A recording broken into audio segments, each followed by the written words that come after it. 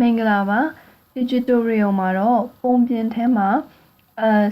sound effect ပေါ့နော်အတန်ဘယ်လိုထည့်ရမလဲဆိုတာကိုပြောပြပေးသွားမှာဖြစ်ပါတယ်ဆိုတော့ကျမတို့အခုပုံပြင်၃ပုတ်ရှိတယ်ဒီပထမဆုံးပုံပြင်ဖြစ်တဲ့ချင်းသိမိကဲ့သို့ဟောင်းတနီးဆိုတဲ့ပုံပြင်ထဲမှာချင်းသိရဲ့ဟောင်းတဲ့အတန်ကိုထည့်မှာဖြစ်တယ်ဆိုတော့သွားလိုက်မယ်ပြီးရင်ဒီနေရာရောက်လို့ရှိရင်အတန်ထည့်မှာဖြစ်တဲ့အတွက်ကြောင့်မို့လို့ဒီအောက်နားလေးမှာရှိတဲ့ video and sound ဆိုတဲ့ curve လေးကိုနှိပ်လိုက်မယ်နှိပ်လိုက်ရင်ဒီနေရာမှာပြောထားတယ် video သို့မဟုတ် sound effect မရှိဘူးပေါ့နော်ကျမတို့မထည့်ထားဘူးဆိုတော့အခုထည့်လိုက်မယ်ထည့်ဖို့အတွက် edit ကိုနှိပ်လိုက်မယ်ပြီးရင်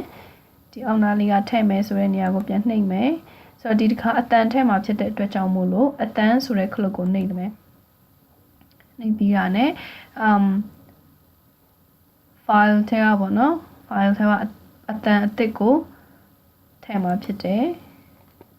ဆိုတော့ကျွန်မရဲ့ဒီအတန်ကိုဒီ download မှာထည့်ထားတယ်ဆိုတော့တကယ်လို့ပေါ့နော်ဟို USB တို့ဖုန်းတို့တွေကဆိုရင်လည်းအဲ့ဒီကနေလည်းထည့်လို့ရတယ်တိုက်ရိုက်သွင်းယူလို့ရတယ်ပေါ့နော်ကျွန်မကလောလောဆယ်မှာဒီ download internet ကနေ download လုပ်ထားတဲ့အတွက်ကြောင့်မလို့ဒီ download folder မှာရှိတယ်ဆိုတော့အခုကချင်းသိအဟောင်းတဲ့အတန်ဖြစ်တဲ့အတွက်ကြောင့်ဒီတစ်ခုကိုရေးလိုက်မယ်ဖွင့်လိုက်မယ်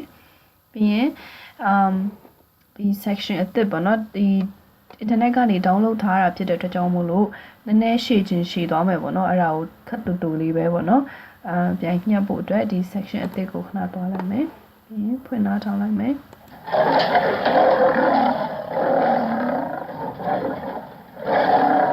ဆိုတော့ဗီဒီယိုကဒီအတန် file ကเนาะတော်တော်လေးကိုရှည်တဲ့အတွက်ကြောင့်မို့လို့ဒီအစပိုင်းသားလေးကဟောပဲဒီမှာယူချင်တယ်ထို့အတွက်ကြောင့်မို့လို့ပြန်ဖွင့်ပြီးတော့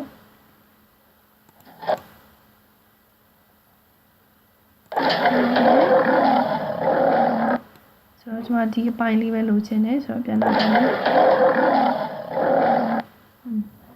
စင်ပြေဆိုရင်ဒီအစိမ်းရောင်ခလုတ်လေးကို tick လုပ်လိုက်မယ်ပြီးတော့ sound effect ဒီအတန် file လာနေတဲ့အချိန်မှာပေါ့နော်အနောက်မှာပုံပြချင်ပါသလားဆိုပြီးမိလာတယ်ပုံပြမယ်ဆိုတော့ပုံချင်တဲ့ပုံကိုဒီ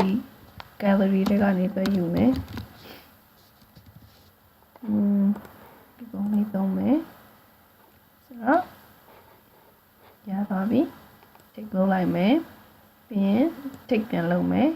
ပြီးရင်ပြန်နှားထောင်ကြည့်မယ်ရှင်သိမိကဲ့သို့ဟောင်းတနီးဆိုတော့ကျမတို့ဒီပုံပြင်ထဲမှာပေါ့နော်အတန်လေး